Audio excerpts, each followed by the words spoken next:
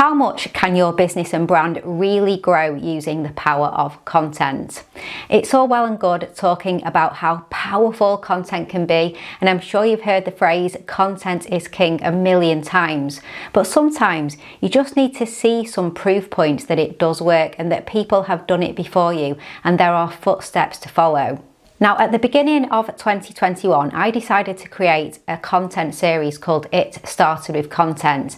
Now, the idea was to showcase people that had embraced content, so people who really put themselves out there and believed in content. And from that, they grew from zero to an industry leader with a successful business and brand. Now, this might have been something as innocuous as them posting 15-second videos on Instagram or funny tweets, but through a series of events, of a lot of hard work and some other common traits which I'll come on to later, that content became the catalyst that led to multi-million-dollar businesses, then becoming industry leaders and much, much more. So in the 9-episode series, I shared 12 incredible stories of content creators who built wildly successful businesses and brands on the back of content.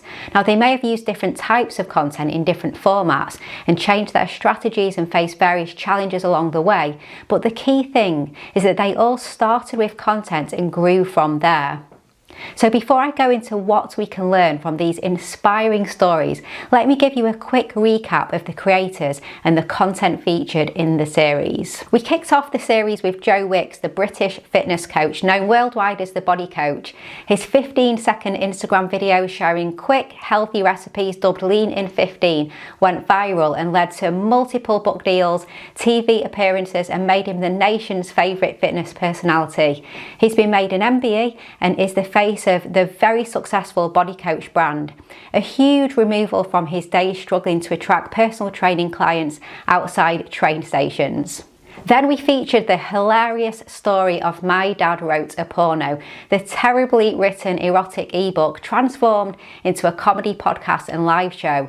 It's one of the most downloaded podcasts in the world, has won multiple awards, become an HBO TV special, and is a brilliant example of how repurposing can help your content reach its full potential. Next, we looked at blogging and talked about the blog to business journey of Copyblogger founder Brian Clark, ConvertKit founder Nathan Barry, and money saving expert creator Martin Lewis.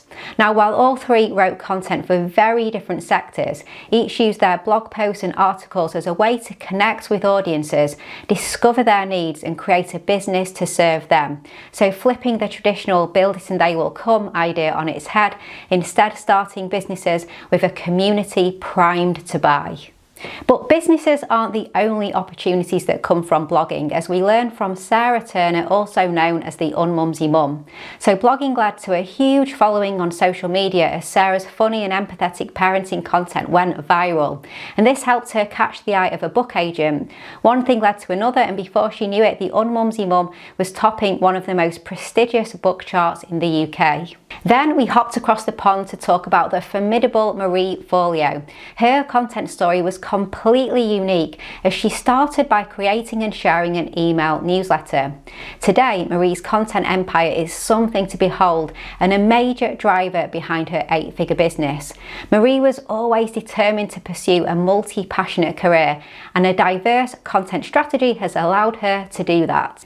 And then from a determined career path to an accidental one, we also shared how Twitter helped 2 social media users turn followers into customers. Dominic McGregor, co-founder of Social Chain, and Rob Temple, author of Very British Problems, most likely wouldn't be where they are today without posting 280 characters of witty quips. Now, proving once again in this series that comedy is key to winning over an audience who will stay loyal as your brand expands. Next, we shared how a passion project became a recipe for brand success with the story of Ella Mills, otherwise known as Deliciously Ella.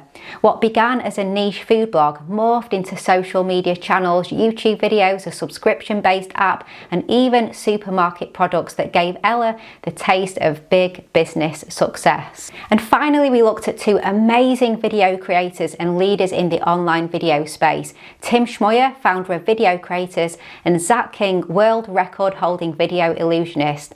Both started sharing video tutorials on YouTube, and today both work with massive brands such as Disney, HBO and more. They design winning online video strategies and create content that blows viewers away. So all of these stories are truly inspiring, and I really feel like we've just scratched the surface of businesses and brands that have started with content and gone on to become something so much more. And more so, I really hope that you have been inspired to go and create content. But what has the series taught us? Each creator's journey has been unique, but it's been amazing to track through and see how one piece of content led to so many opportunities, and in many cases we started to see the same patterns repeating themselves as content propelled these brands from strength to strength.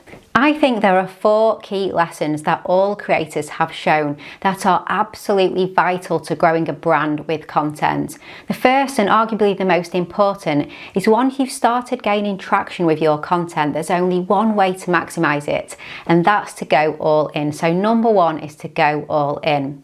In every story we featured, there was a moment where the creator had to make a decision about putting their all into their content. And in each story, the creator took a leap of faith, which did pay off.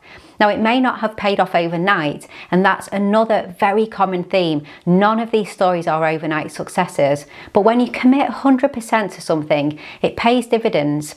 In the case of content, each time a creator made a big life change or decision to go all in with their content, then big things started happening in return. But committing to your content requires you to do one thing in particular, and that's stay consistent. So another prominent lesson learned from this series was that consistency isn't optional. If you want your content, whatever format you're creating, to grow an audience, you have to reliably create and distribute it. None of these creators got to where they are today with a sporadic content strategy. Many of them credit consistency as the main factor to their growth and recommend it to others attempting to follow in their footsteps. But consistency is hard, so what helped all of these creators stay consistent even when times got tough?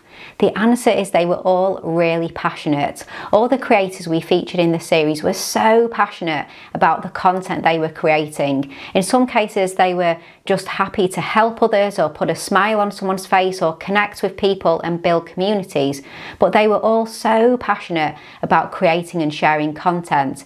And that's what helps you get through the tough days when content is your side hustle and you're working on it late into the night or early mornings.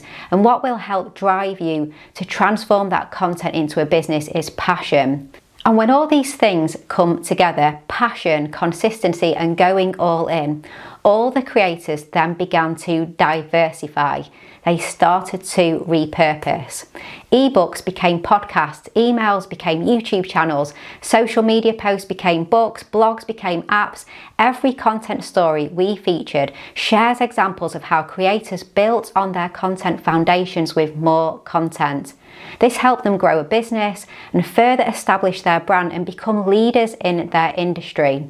So repurposing isn't just about getting more eyes on your content, it's about exploring new business opportunities and making the most of your content as a vehicle for brand success. So if you haven't already checked out the It Started With Content series, then do go explore the episodes and discover how each creator carved their own path with content, and maybe even see how their stories could help guide your content journey as well. And if you have checked out some or even all of the episodes, then I hope you've enjoyed the series and learned a lot along the way, because I've certainly enjoyed researching and putting this together. And I think it's safe to say that when you start with content, you really can go far, but be sure to go all in, be passionate, be consistent, and don't forget to repurpose.